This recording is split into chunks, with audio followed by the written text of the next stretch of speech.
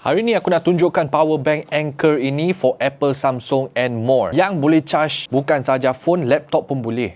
Berat. Dalam packaging dia ada bagi satu user manual, satu bag dan juga dia punya power bank ini. Tepi sini ada satu button, korang tekan saja. So untuk power bank ini adalah 25,000 mAh bateri. Dan power bank ini dia boleh up kepada 165 watt. Dekat sini ada satu kabel yang korang boleh charge terus dekat korang punya device. Kalau tak nak simpan macam ini sahaja, jadikan lanyard. Dan atas dekat sini korang boleh tarik lebih kurang dalam tak sampai 1 meter, boleh charge apa-apa sahaja macam ini, simpan balik. Dekat sini pula dia ada USB-A output dengan Type-C. So power bank ini dia 25,000 mAh, dia boleh night flight, dia boleh pergi ke China, boleh pergi ke Melancong. Jangan risau, device korang akan kena rampas sebab dekat sini dia dah tulis boleh night flight. Dan korang jangan salah faham, walaupun dia tulis 165 watt, ya bermaksudnya dalam total kalau korang charge 4 barang serentak, dia akan bahagi kepada semua. Yang untuk kalau macam iPhone, output dia 10 watt. Lepas tu aku tarik dekat atas sini, aku charge aku punya iPad. Dekat sini korang boleh tengok, dia boleh pergi sampai 31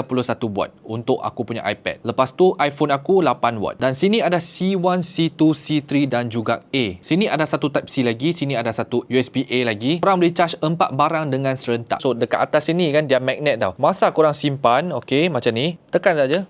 Dia magnet. Tepi sini pula macam ini sahaja. Yang ini dia boleh up kepada 100 watt. Dekat atas sini dia boleh up kepada 100 watt. Nak charging MacBook Pro daripada 0 hingga 50%, untuk MacBook Pro cuma 21 minit sahaja. Untuk power bank Anker ini dia dikirakan macam kita punya power supply lah. 25,000 mAh yang korang boleh bawa pergi luar negara. Tak perlu pening-pening kepala nak cari plug sebab dia memang tahan. Korang boleh charge phone, korang boleh charge korang punya PS Portal ataupun ROG Ally serentak dengan laptop sekali, no problem. Tapi agak berat lah. Input pula kalau aku charge device ini balik, dia boleh pergi ke, korang tengok dia semakin naik, nampak tak? 51, 52, 53. Kalau korang nak pakai kabel ini ataupun kabel ini nak jadikan input, nak charge balik power bank ini, boleh juga, no problem. So sekarang ini dia dah naik sampai 57 watt. Sebab mungkin adapter aku tak cukup power, kita try pakai dia punya kabel ini untuk charge power bank ini. 59, 60 watt, 61, semakin naik lah,